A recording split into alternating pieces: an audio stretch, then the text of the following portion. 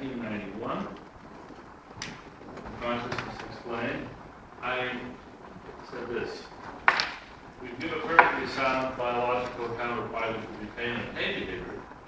What we want is a similarly anchored account of why there should be hilarity and laughter.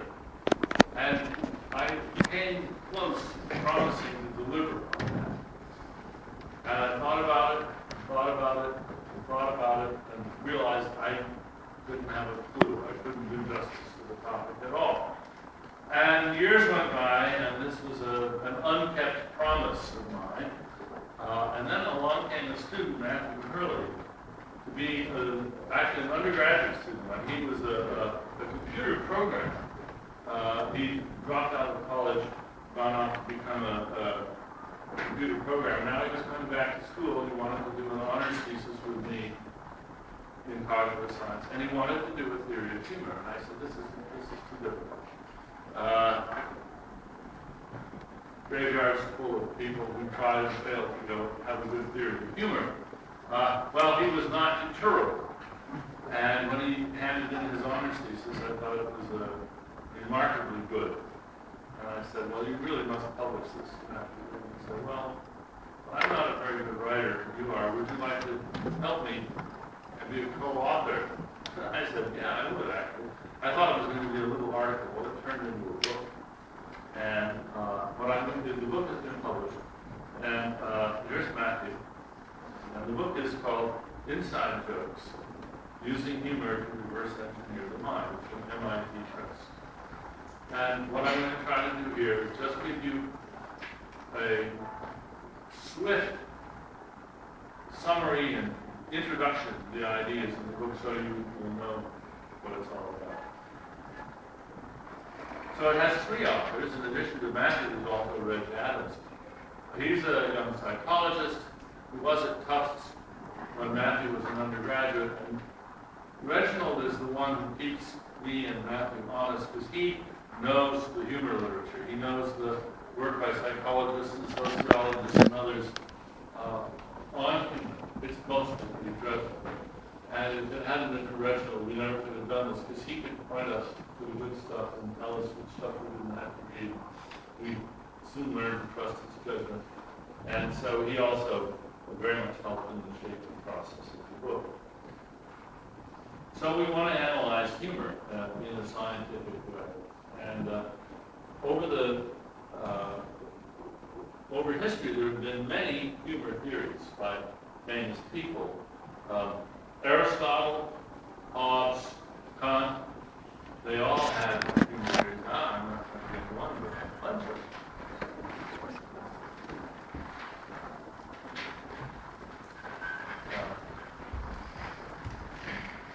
So we've had, in addition to those worthies, thank you very much. This should hold.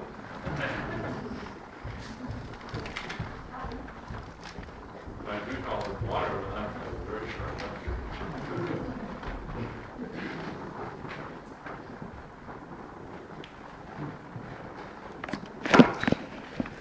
These are not the only ones. There's Darwin, there's Schopenhauer, Bergson, Freud, Minsky, Kurzweil, the Fusions. We've had lots of humor theories.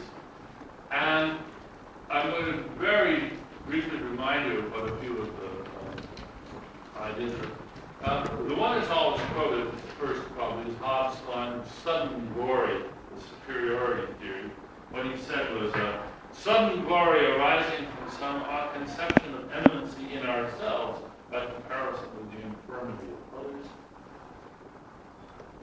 You know, I think humor there's a butt of the humor. We're laughing at even somebody else making us superior. There is a superiority theory.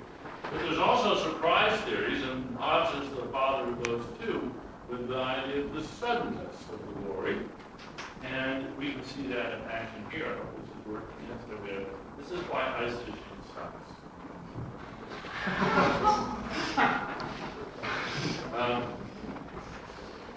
Surprise certainly has a role to play in humor.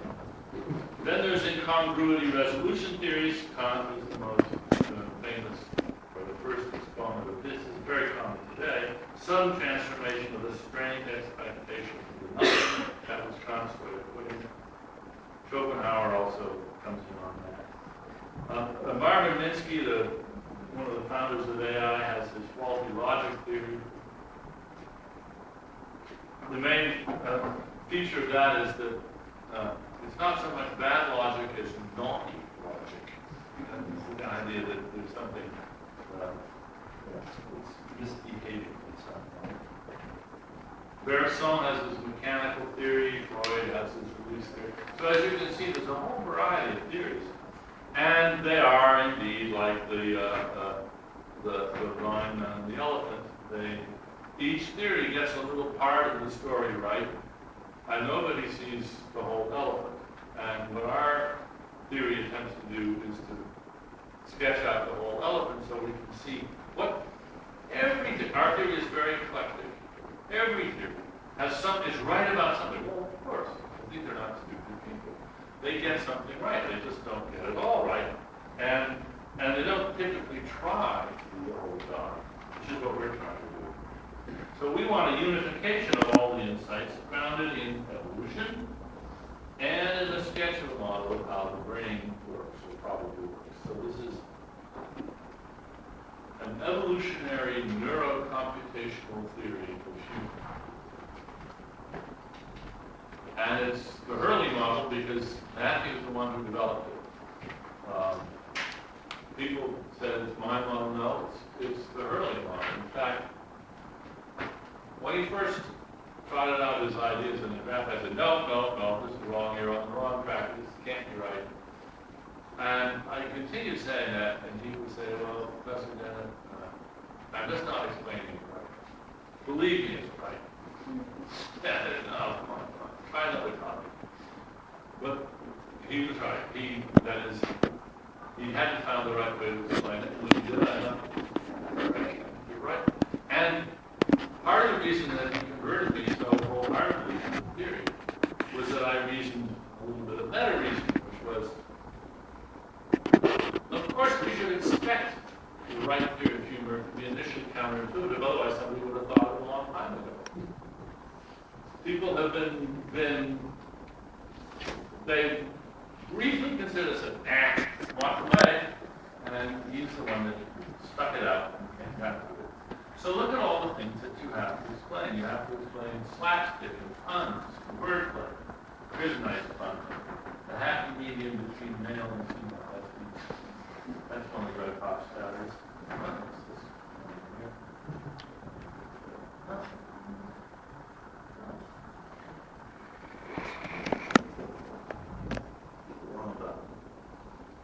Oh, I like this one.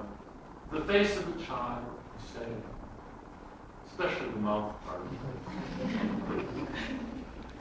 This parody says, after a short stay in America, Michelangelo's David statue has been brought back to Europe.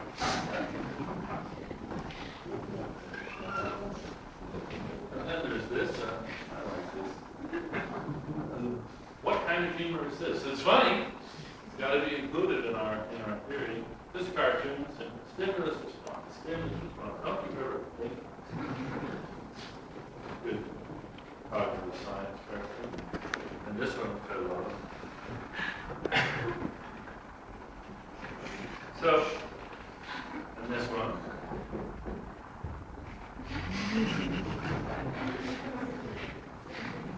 Can you read it back there? Then we have comedies. Comedies is different as the importance of being earnest, and of course Seinfeld, many others. Then there's the role of context.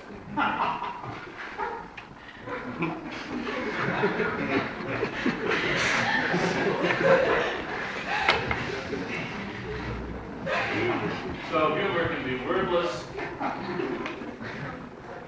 What do they all have in common? Consider, we got slapstick, we got puns, comedies, cartoons, parodies, dirty jokes, musical jokes. Well, what they have in common is that they make us laugh.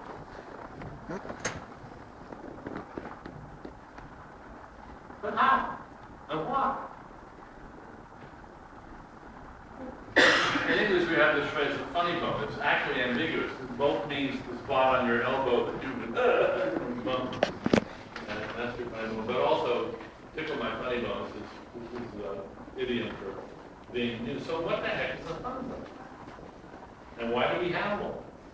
This is the question that other theories don't ask, and we particularly want to ask. Why should there be mirth at all? Why should the reward of mirth and hilarity, why should that exist? Once it exists, we can put it to all kinds of uses. But why is it there at all? We want to ask it. So what is the funny one? Well, I'm here. I can show you the funny one. So, see, right here. See that sort of dog here? Well, that must be the funny one. I just did.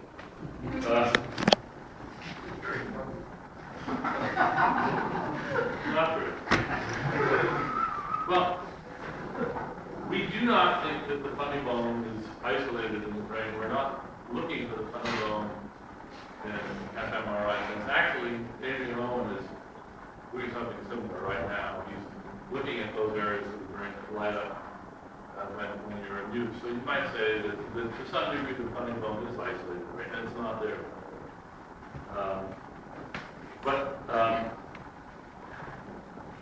In order to understand it, we have to understand laughter first. And this has been studied for a long time. This is Duchenne, famous, he's the guy on the right, I'm in the middle. And Duchenne is famous for distinguishing two kinds of laughter, which depend on the muscles right here. And it's a physiological difference, which can be clearly measured. And so there's Duchenne laughter and there's non-Duchenne laughter. And I'm going to illustrate that with a joke. And so here's the joke. Why do Germans laugh 3 times when you tell them a joke? First, when you tell it. Second, when you explain it. Third, when they get it. And the first is non-Duchenne laughter. The second is non-Duchenne laughter. It's only the third one that's Duchenne. So now you know the distinction between Duchenne and non-Duchenne. So Duchenne laughter is what we're really interested in, because that is the candid, involuntary response to genuine humor, to mirth, when you're really amused.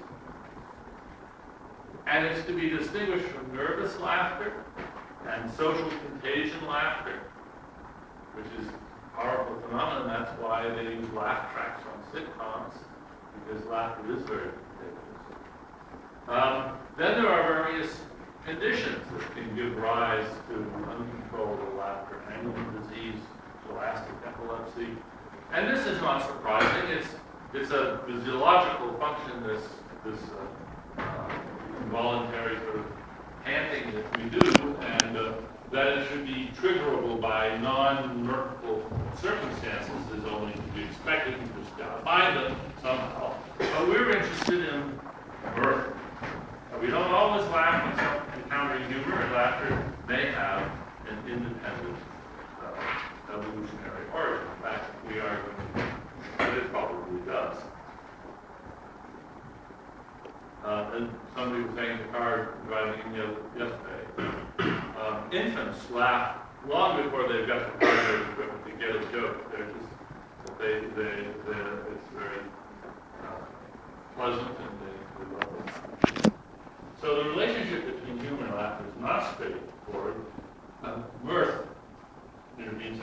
I gave a version of this talk at a meeting in Naples last year, and as with this audience, most of the people in the room were not native speakers of English.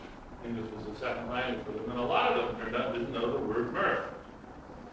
One of the distinguished neuroscientists said, "Mirth, isn't that one of the gifts of the Magi?" And the other person said, "Yeah, mirth and Frankenstein." So, but mirth is or hilarity, amusement. We can experience mirth without laughing and laugh without experiencing mirth. So mirth is a slightly better dependent variable than laughter, than to say it's closer to what we want to study. Laughter is only indirectly and unreliably related to amusement. And mirth is highly revealing about cognitive states and process, and I'll say why when you see how the model works. So, the basic idea of the theory is that the funny bone is a hardwired reward system that evolved by natural selection to ensure that a certain costly job gets done. And this organ, this hardwired system, has been prospected by millennia of comedians to create the supernormal stimuli for comedy. I will explain that. A little bit on the evolutionary underpinnings of this theory. We know what sweet is for. It rewards us for choosing sugar-rich food. It didn't evolve for chocolate cake.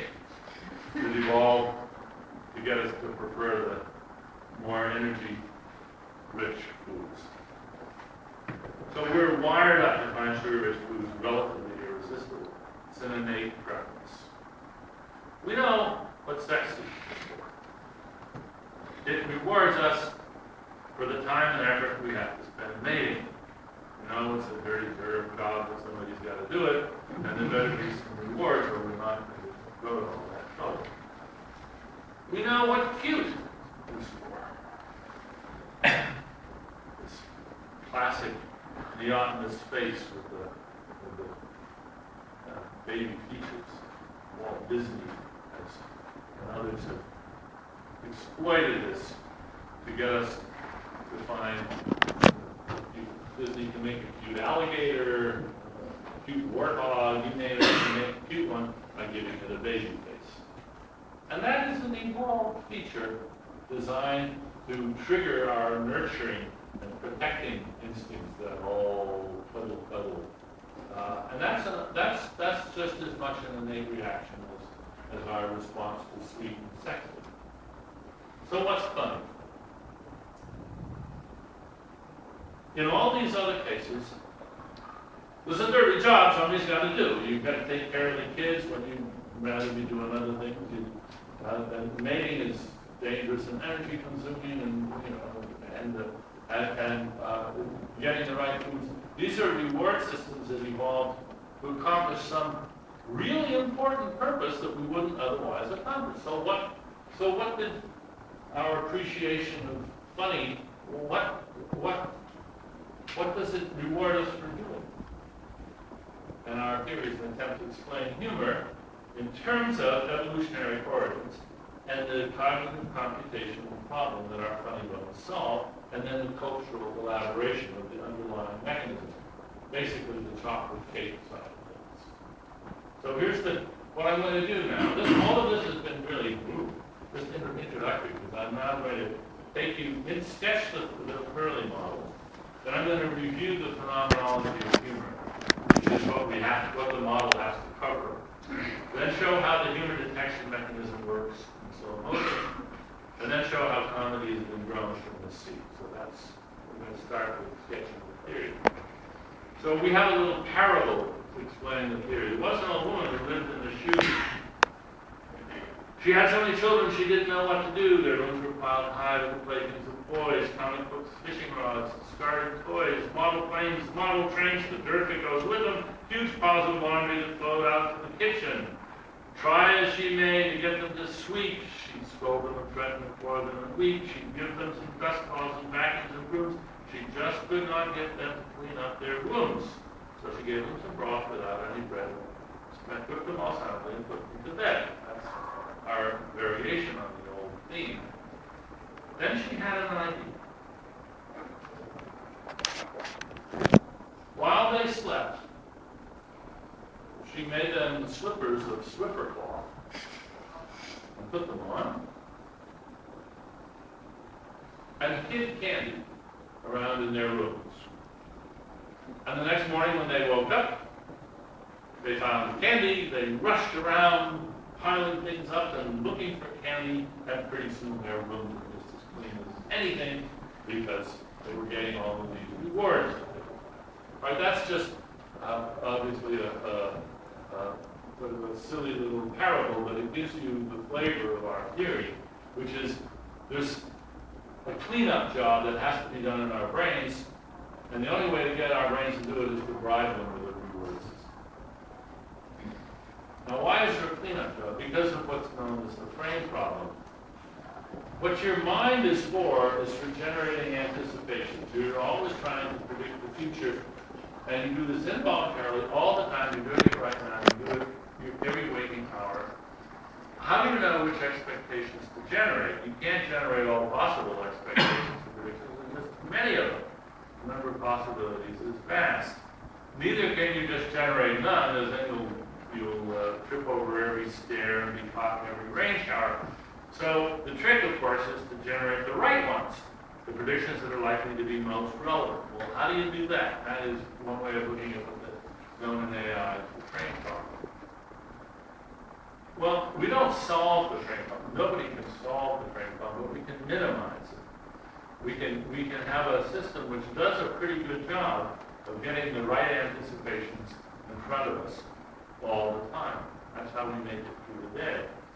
So the brain's job is to produce future. And this is a task of real-time heuristic search, which means that it's risky, and it's unsupervised, and it's approximated. It means a helter-skelter attempt to not just fill in gaps, but to anticipate what gaps are going to come next. And this all goes on in your brain all the time. It's oversimplifying. And what happens, because of the heuristic nature of this, is that errors creep in, oversimplifications, jumping to conclusions, misinferences, and they sort of pile up in the vestibule of your mind. And if these bugs aren't caught and debugged, then data integrity, your world knowledge, is threatened with covert contradictions. But debugging is a costly, resource-consuming, attention-demanding effort. You can't do it on the cheap. And since you have to be tending to everything else, there has to be a fairly powerful reward system to get you to devote enough resources to do this job well. And the solution is what we call the joy of debugging. And this is the source of the funny bone, is that we're wired up to take a certain pleasure in an act of cognitive debugging, which is actually quite resource intensive. So evolution has to drive the brain to get the job done. Now, in order to make sense of this idea, we have to have quite a radical adjustment of the computational models of the brain architecture. I'll say more about that later. But what we're arguing is that the actual computational architecture of the brain is what we might call semi-anarchic. There's no top-down control signals, there's no boss, it's not hierarchical in the way of many models. And then, once this dirty job reward machinery is in place, evolution by natural selection, genetic evolution takes care of that. That gives you a basic funny bone. And then it can be exploited by self-stimulation. We human beings are very good at finding ways of stimulating ourselves. This is, in fact, like crazy. Find, there's tricks you can play, which give you pleasure, and so you can get better and better and better and better at it. It's harnessed also for many further social purposes. Here's where the other theories come in. Superiority enhancing, allegiance, probing, all the social uses of humor are built on this underlying mechanism and the fact that we get good at making supernormal stimuli.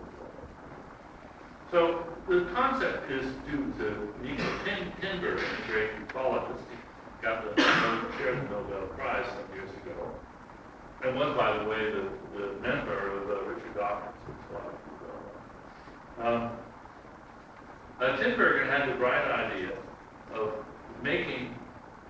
He noticed that gulls had that orange spot on their beak, and that it triggered pecking by the chicks, and this triggers regurgitation. And he had the brilliant idea of saying, well, can I stimulate this pecking same behavior just without a proper gull head, but just with a stick with an orange spot. Sure enough, he could. And then he made bigger, brighter orange spots. And it turned out that bigger, brighter orange, much bigger and brighter than any gull's beak, triggered even more. That's the concept of a supernormal stimulus. And it's turned out to be a very useful concept, I think, in psychology and neurophysiology and in ecology. The idea that when nature wires up a system, it doesn't worry about false positive or something like that. It designs the system to have a certain sensitivity. And the natural world does not provide super stimuli in that modality, and so you don't normally observe this. But if some happy person comes along and contrives a supernormal stimulus, you can get a supernormal response. You can get a supercharged response out of the system. So now we're ready to say what the basic model is that humor consists of supernormal stimuli designed both by unwitting cultural evolution, by mimetic evolution, and of course by intelligent designers, by comedians and comics and playwrights and others. So we've had millennia of prospecting and the attempt to design ever more potent, ever more effective supernormal stimuli to tickle that system. So the idea is to overstimulate the debugging reward machine. And we love it. So, a little bit more about cultural evolution here. Important to remember that the sweetness of the apple doesn't just benefit apples. It benefits apple tree genes, not just apple eater genes. And the same thing is true of humors. Humor enhances the fitness of jokes and signals. It makes them more likely to be transmitted by providing a reward to the vector. It helps it be transmitted. And this is true whether or not somebody deliberately is trying to become influential by using humor, or whether somebody inadvertently makes a funny remark. That remark is going to spread much more readily because it's provided this reward along the way. So that's the sketch of the theory. Now, what does the theory have to cover? The phenomenology. This is phenomenology in the original sense, in the sense of the list of phenomena that the theory has to cover. Everybody who writes on this notices a sort of vicious circle. Humor is whatever is funny, and that's whatever causes mirth. And what's mirth? Mirth is the emotion that causes laughter. And laughter is the normal response to humor. We've gone around the circle and we haven't said what humor is. This vicious circle is familiar and frustrating. The way out of it is to recognize that humor is not an intrinsic property of the stimulus. It is a Lockean secondary quality like red. It can only be defined in reference to its effect on a class of, let's say, normal observers. Depends on a disposition in the observer. And this leads to what I call a strange inversion. I often talk about the Darwin strange inversion. I'll talk later here about Turing's strange inversion. But I want to put Darwin's inversion in another light. It's natural to think that we like honey because it's sweet, but closer to the truth is honey is sweet because we like it. It's tempting to think first there was sweetness and then we evolved to like sweetness. No. That's got the causal order backwards. Sweetness was born with the evolved wiring. There's nothing intrinsically sweet about a glucose molecule. So theorizing, and humor is the same way, theorizing about humor without studying the brain is like theorizing about sweetness by looking very carefully at the structure of glucose. You're not going to get it. And this is where most of the earlier theories have gone awry. They haven't tried to look at the brain. They haven't thought about what has to be the case in the brains of humor enjoyers such that something is humorous? They look for what's common to all the things that are humorous.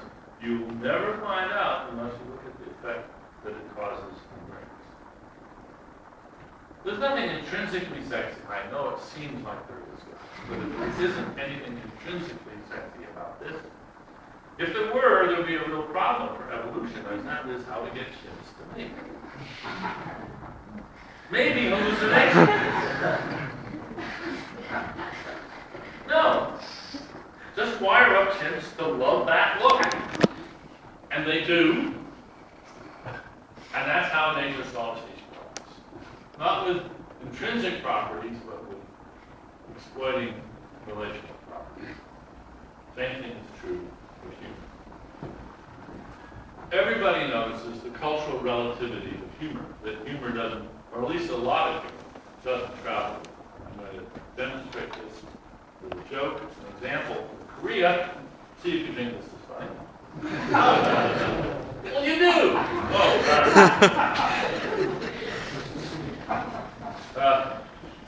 Well, but now I'm going to translate it into English so you can see why it's funny.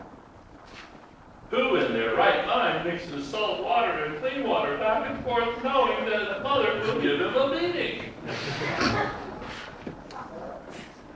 Not funny at all. But we have it on good testimony, expert testimony, that this is very funny to certain groups of Korean teenagers. And in the book, we explain why it's funny. Of course, it isn't funny to us. But this feature of humor that it doesn't travel with. It's not that Koreans have this weird sense of humor. Their sense of humor is just like ours. It's that Koreans have different resources than we do, and we have different resources than they do. And I'll show you how it depends on. Order is very important in humor. This is just, again, talking about the phenomenology of humor. This man walks up to a hot dog vendor and says, "Make me one with everything." Oh, and the man's a Buddhist.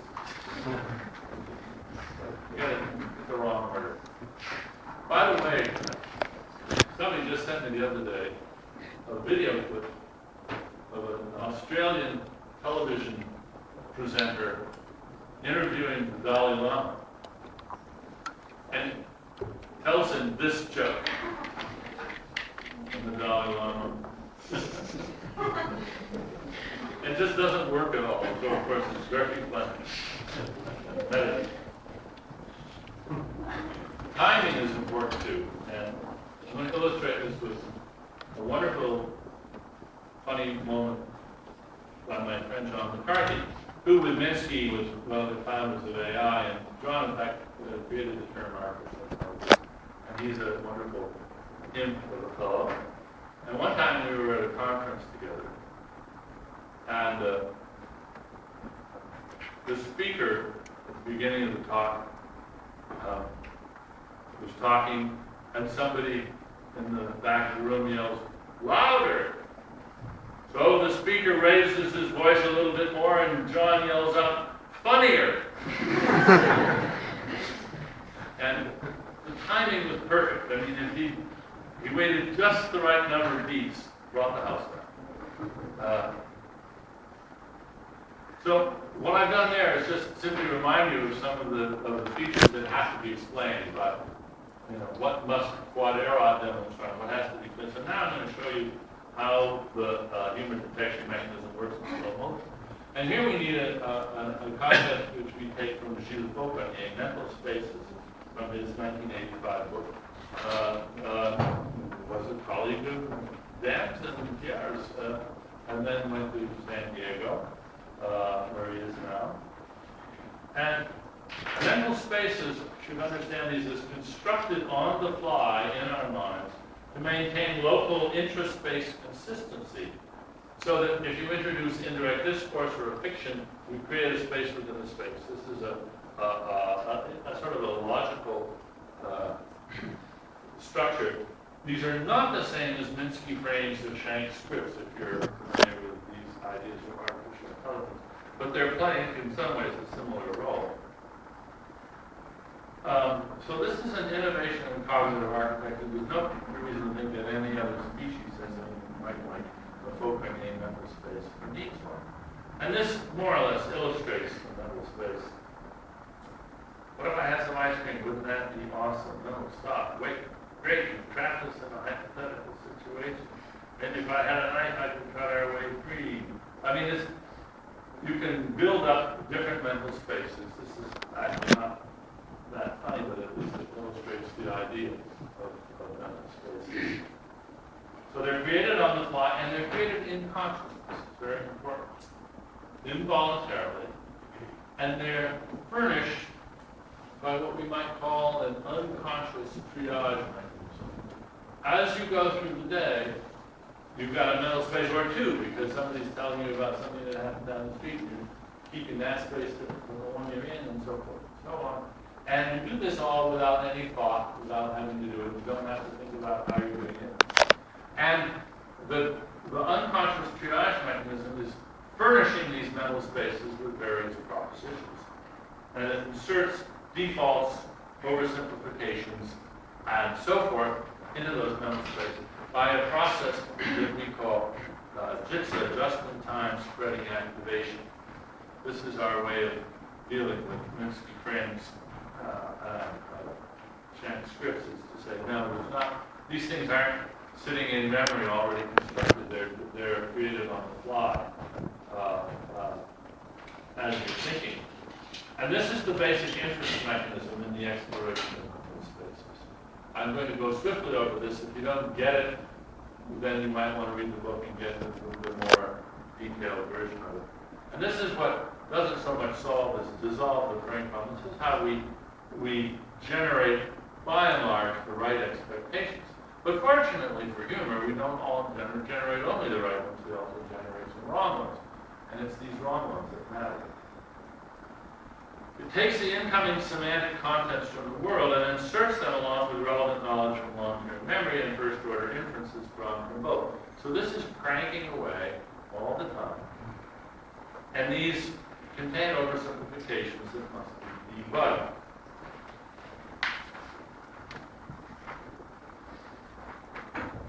Here I want to pick up an idea from a wonderful book, Sweet Anticipation by David Huron, neuroscientist and musicologist. I think the single best book on the brain and music that has been written. And in it, he introduces something which we call the Huron trampoline, which is the idea of what he calls limbic contrast. Pleasure is increased when a positive response follows a negative response, while surprise is biologically bad. Surprise nevertheless plays a pivotal role in human emotional experience. Surprise acts as an emotional amplifier, and we sometimes intentionally use this amplifier to boost positive emotions. Remember, this is a debugging system. Well, it depends on first discovering a mistake. Well, it's always a downer to discover a mistake. Oh, heck. Oh, darn. But then, if you get the timing right, when the oh, darn, oh, good, because it's not so bad after all because you see your way out of it. And that's the Huron family. And he has, I didn't bother to slide because I wasn't going to have the time to talk, but he has a whole neurophysiological account of how important the timing is, what the dynamics are of various aspects of expectation and so forth. Now, it makes a funny noise, these clowns say. One of the insights that led Matthew to this theory was one that at first I thought, no, this is not important. But his insight was that we have two senses of the word funny. There's funny ha-ha and there's funny huh or funny uh-oh. As in the previous slide, it's making a funny noise. Or there's the, why don't cannibals eat clowns since they taste funny?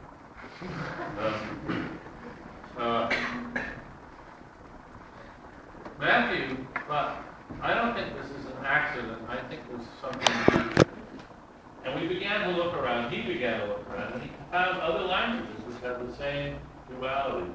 Mexican Spanish, Argentine Spanish, French, German, Greek, Hungarian, Russian. You know, we've got a whole bunch of examples. Including, I noticed, Romanian. I don't know what they are, but you can tell me afterwards if we're right. we were informed that there was there's Romanian words that can either mean funny, hilarious, or funny, uh-oh. Is that right? Can't remember if we have it in the book or not. We'll talk about that later on. Do some more research on that. Key to the Huron trampoline is what we call covert entry. Remember that this triage process is unsupervised. Mental spaces get easily contaminated, and they get contaminated by premises and inferences that enter without notice. You're not aware that they're coming in, they just come in automatically. And this is the key thing. This is why a joke is ruined if you have to prepare people by explicitly giving them a key fact. This is why that Korean joke isn't funny.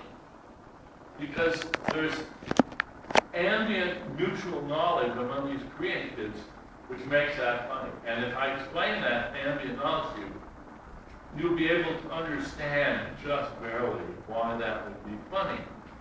But of course it won't be funny to you. By the way, I've just been talking with a neuroscientist who wants to use this feature to, Adrian Owen, I mentioned it before, to test for humor. Very simple. He's going to get a bunch of, we were just talking about this in Amsterdam 2 days ago, we're going to get a bunch of one-liner jokes that are funny, and then precede them in the scanner with a sentence. And the sentence will either be irrelevant, or it will remind the person in the scanner of the fact that the joke depends on, destroying the joke, making it not funny at all. Okay. And this is also how joke getting differs from regular problem solving. The aha phenomenon of regular problem solving is very similar to the pleasure we take from solving a puzzle.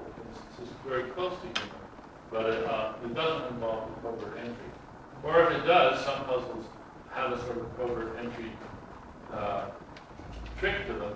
Then they tend to be funny. When you get the answer, you laugh. So we're ready to say when humor occurs. Except first I have to correct it and say not humor in general, but first-person humor. First-person proto-humor. This is the basic humor on which other humor depends. It occurs when an active element in a mental space that has covertly entered that space for one reason or another and is taken to be true and is epistemically committed within that space is diagnosed to be false in that space simply in the sense that it is the loser in an epistemic reconciliation process. Now that's a lot of words. If you understand the whole model, you see why that's a pretty good summary. Oh, and then there's a fifth condition, trivial. The discovery is not accompanied by any strong negative emotional valence, which is very strong in the human. Then what's higher order humor? That's proto-humor. Higher order humor. Humor plus X gives us humor of all kinds, and X, I'm happy to say, is intentional stance, which I claim also is a sort of an instinctual thing we have, interpreting anything complicated as an agent. So in humor, the first-person perspective on one's own bugs is the basic mechanism. So humor in the original case is discovering the mistakes in yourself.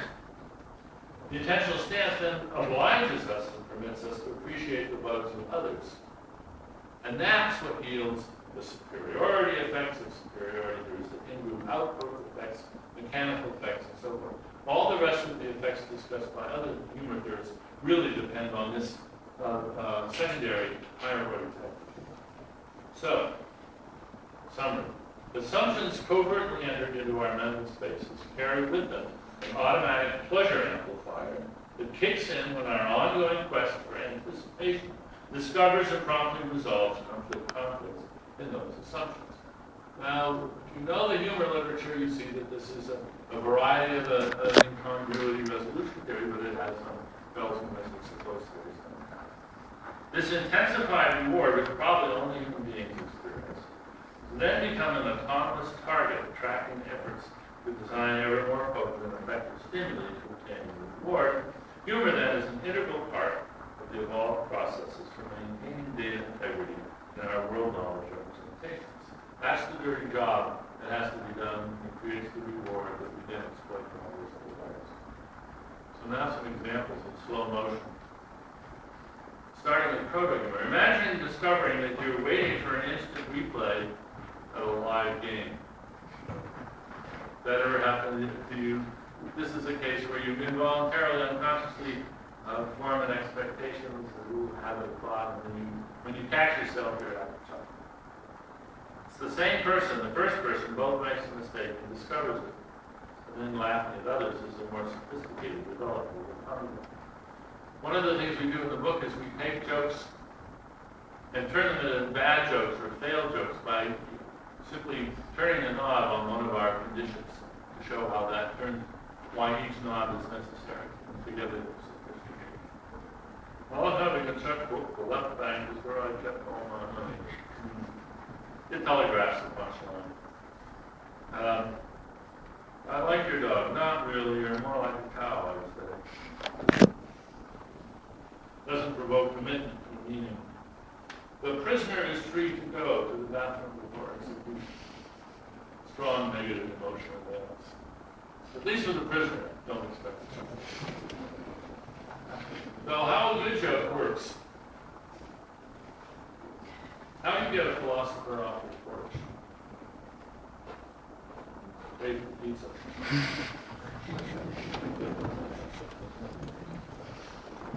The covertly entered assumption is that you're thinking of a philosopher doing philosopher, perhaps a Stoic on the Stoa. You're not thinking of a philosopher in that in this other an Englishman walks into a pub in Ireland with a small green toad on his head. Well now, says the bartender, that's quite amazing, and where did you get it? A tiny voice answers, well, it all started as a wart on the arms.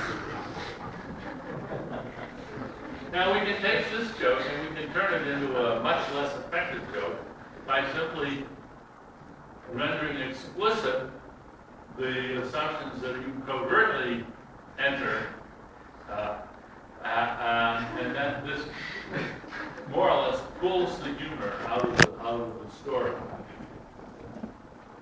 Okay. That's very swiftly going just through a few. Now, how has comedy been grown from the seed? This model we claim can explain the humor in a banana peel, Oscar Wilde, blonde jokes, puns, P.D. Hubach, musical humor. In each case, we run through some examples and show how the theory applies to them.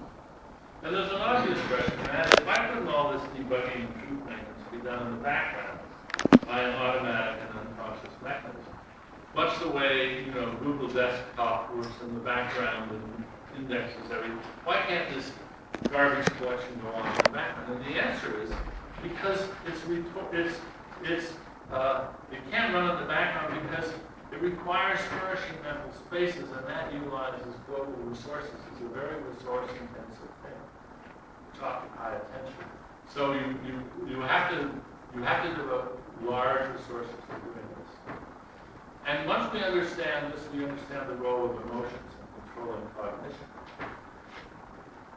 The history of cognitive science has this unfortunate history of having at first quite a strong dichotomy between cognition and emotion.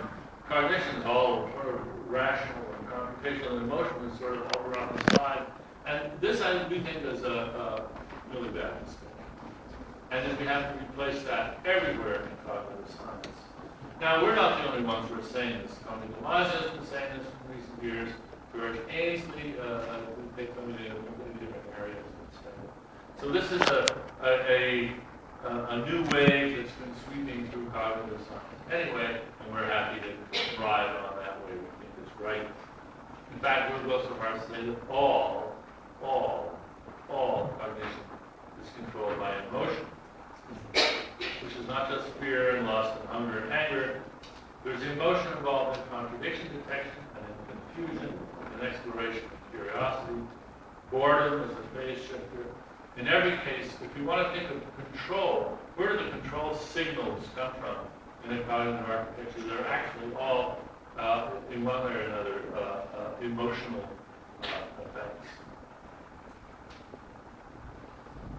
So the model that we're thinking of the whole brain is there's unlimited competition with no traffic cops, no laws, lots of waste motion, lots of redundancy, lots of cross purposes.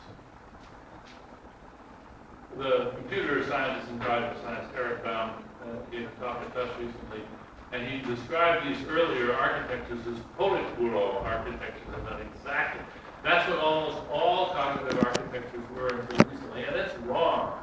They won't do the job. You have to give up that pseudo-efficient, highly organized idea and start thinking of a much more anarchic structure. Finally, this is my advertisement for why we want to use humor in research, because it's such an interesting dependent variable. Now, we've known this forever. You think about what you learn about somebody when he or she laughs at a racist joke. They may not want you to know, they may not even realize it themselves, but you learn something about it. Or imagine snickering at a double entendre told by your prospective father. Mirth is extremely reliable manifester of your own psychology, precisely because in order to laugh at something, you have to be conscious of it, you have to get it. And that implicates lots of attitudes, and desires. You may be familiar with locked-in syndrome. It's a condition where the body is almost entirely paralyzed. Typically in locked-in syndrome, you can still move your eyes, or at least you can blink. But that's it. And the question is, people have wondered whether people with locked-in syndrome, are they actually conscious or are they actually awake? Or even in cases of vegetative state, which is also studied by David Owen, how do you tell whether they're conscious? Well, a great way of telling whether they're conscious is to see whether mirth lights up when you tell a joke. And you can give a joke, you can give a phrase, just a short phrase, where the order of the words, one order is innocuous, the other order is funny, or has some other emotional valence. And that way, it's not the physical properties of the stimulus. You have to go to the semantic, syntactic level in order to see what's funny. You have to be conscious to see what's funny. So, Adrian and Claire Sargent in Paris, we talked about this. Very cool. Yeah, okay. I've already gone over that. I love this one from Steve Martin. You know that look that women get when they want to have sex? Me neither. When I die, I want to die the way my grandfather did, peacefully in his sleep. Not screaming with terror on his passages.